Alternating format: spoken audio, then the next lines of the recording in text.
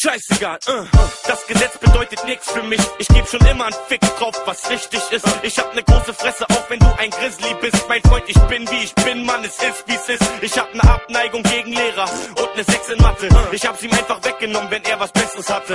Ich behalt alles für mich, ich geb nie ab. Ich scheiß auf Mitleid und Gefühl, ich geb 'n Fiat.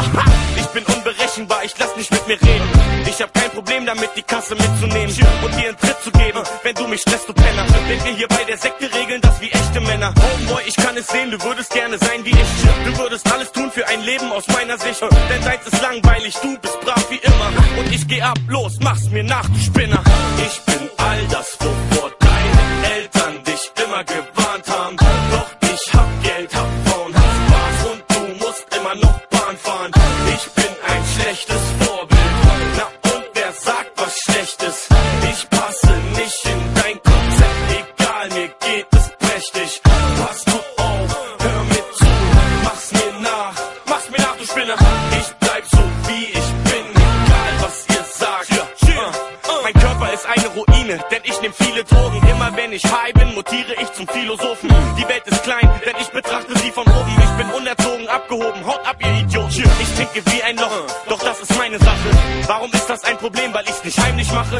Ich bin immer ehrlich und ja, ich bin gefährlich. Ich nehm den Laden auseinander und tu so, als wär nicht. Ich hab keinen Respekt, ich bin zu keinem nett.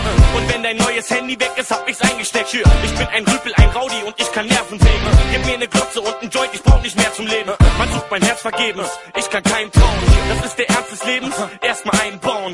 Ich schwing an der Lampe durchs Zimmer wie Tarzan. Ich bin der, vor dem sie dich immer gewarnt haben.